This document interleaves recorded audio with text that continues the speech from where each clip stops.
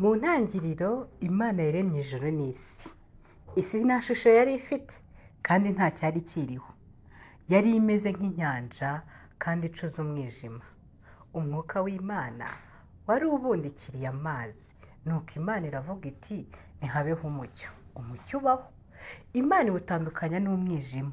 Umucyo iwita amanywa, umwijima iwita ijoro. Burira buracya, uwo ni umunsi wa mbere. Mu ntangiriro Imana yaremye ijuru n'isi. Isi nta shusho yari ifite kandi nta cyari kiyiriho.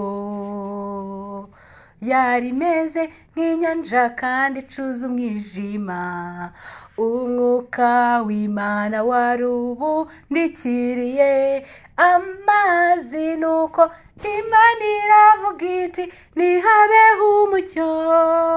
Umucyo wabayeho ubwo Imana iwutandukanya n'umwijima. Umucyo yawise amanywa, umwijima iwita ijoro. Burira buracya, ubu munsi wa mbere.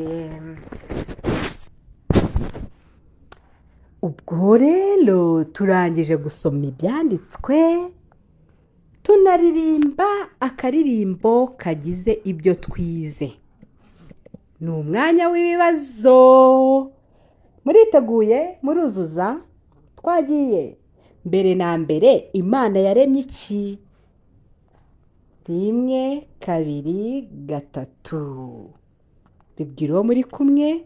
Imana yaremye ijuru n'isi. Wow! Ikibazo cya kabiri kiragira giti umunsi wa mbere Imana yaremye iki? Yaremye umucyo n'umwijima. Umucyo yawise amanywa, umwijima wita iki? Ijoro. Ubwo ibyo byari umunsi wa mbere. Ese Imana irema yakoreshaga irihe jambo? Yakoreshaga ijambo ntihabeho, kuko yavuze ati ntihabeho umucyo. Umucyo ubaho. Ntihabeho umwijima. Umwijima ibaho. Nizere ko twize, twafashe. See you tomorrow. Tuziga ibindi bintu Imana yaremye ku munsi wa kabiri.